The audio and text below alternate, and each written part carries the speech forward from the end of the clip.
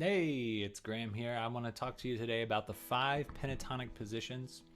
I have a lot of students that work on this and they kind of learn the fretboard in chunks, vertical chunk, vertical chunk, vertical chunk, etc. So, and there turns out to be about 5 patterns. You can cover the whole neck that way. And so I want to show you some shortcuts here that'll take about at least half of the work away for you in memorizing these. And also show you some of the patterns repeating on the neck so that it's not just kind of a totally random process. Okay, so with that said, let's go look at this chart. And I'm going to have our first pattern here. And we're going to start at this end of the fingerboard. And as we go through these pictures, we're going to work our way up. You can see that this one starts all the way on the 12th fret. So we're starting all the way from the 2nd fret. We're going to end up all the way with our first finger like around the 12th fret. Okay, so this first pattern, I'm going to play 1st finger and then 4th finger on the 5th fret. 1st finger on 2, 4th finger on 5. All right, and then we've got a block under that of 2 strings that go 1 3 1 3. Now what's cool about this is I just showed you this pattern. We're starting on an F sharp on the 6th string. We could do that same thing but start on F sharp on the 5th string, 9th fret. So if you want to take something that you played on the 6th string and you want to move it to the 5th string, you have to go up 1 2 3 4 5 6 7 frets. That's 2, and you just add 7 to 2, you get 9, so it's on the 9th fret.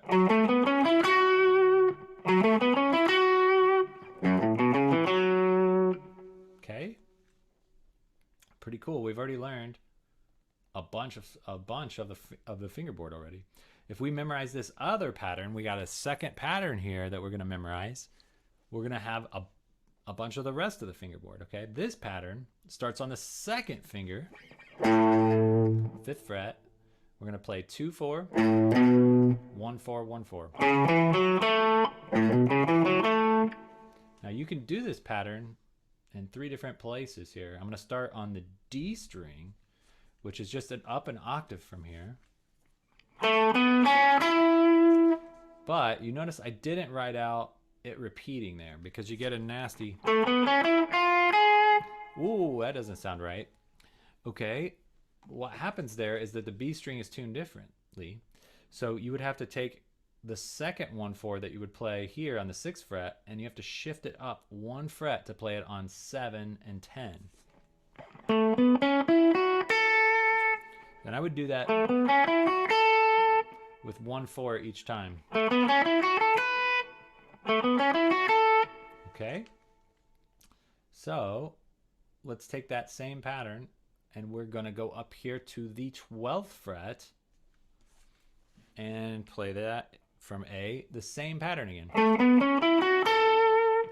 And so I've only showed you about 3 of the strings in each section. So there's only 6 strings, so that's about 50% of the work right there is eliminated, right? With just learning those 2 patterns. And if you maybe get started off on the right track, you know, it won't be so hard to get the rest of the strings. I've noticed a lot of my students when they're just kind of trying to recite these, they mess up in the first few notes. Like, is it this one? Or they get play 1 4 1 4, and that's none of the, you don't really want to start there. And the other thing I would do is I do kind of associate these with chords. So in the first section, I would associate that with an F sharp minor. And then I would associate the one that starts on the 5th fret with like an A major bar chord.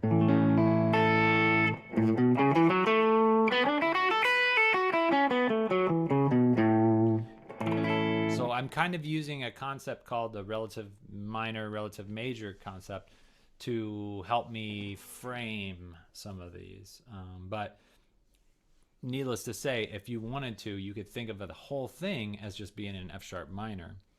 And so this causes a little bit of confusion. So what you might do is go through each one of these and just play the root first. Get that in your head. So I'm going to go through every pattern this time, thinking about it in F sharp minor, and show you how I would practice it. So you could record an F sharp minor chord under you maybe.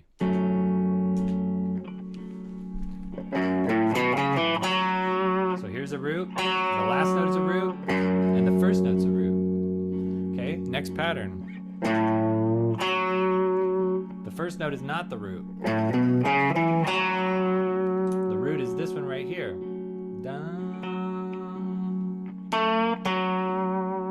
So there's your root if you're in F sharp. If we're here, the root is the note that you hit right here. It's the exact same as this pattern worked out. Next pattern, our root is going to be here and here, just like in the first one that we learned. All right, last pattern, the root's going to be in the same spot.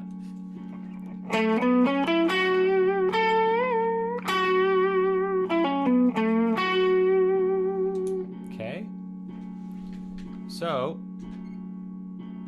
we know, hopefully, if you're familiar with the concept of relative majors and relative minors, that this would be a similar thing in the key of A major. So all these same patterns would work if you were playing a song in key of A major or F sharp minor.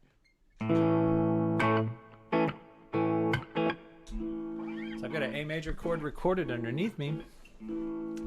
Let us try and play some of these. Your root is the second note on the first pattern. There's also another A right here. Now your root's here, and your root's here.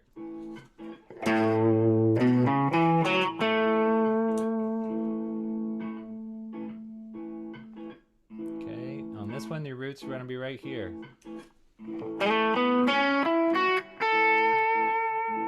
And of course, doubling it right there, just like it did in this pattern, because these two are the same scheme, right? Next pattern, our A is going to be on the fourth finger just right here, and there's another one, there's this bonus note here. And then this pattern, it would be in the same spot right here and right here. You can see how I'm memorizing these little shapes.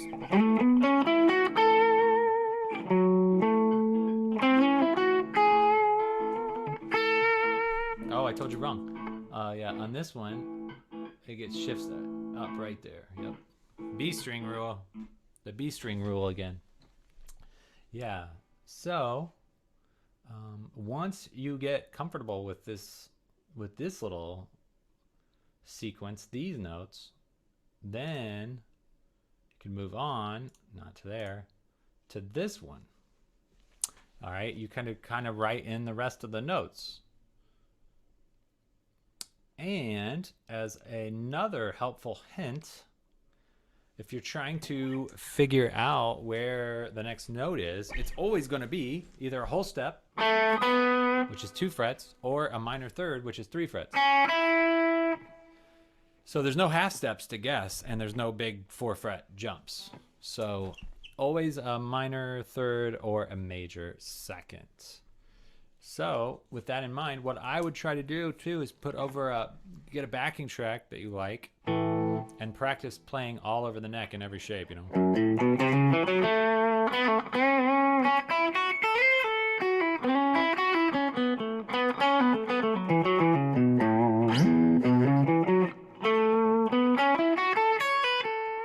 You could start in different places, but maybe start with the comfortable part, these parts that repeat, and then try to build out the scale from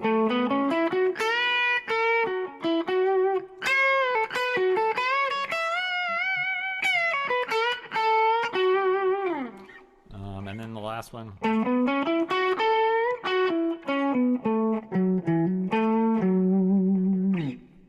All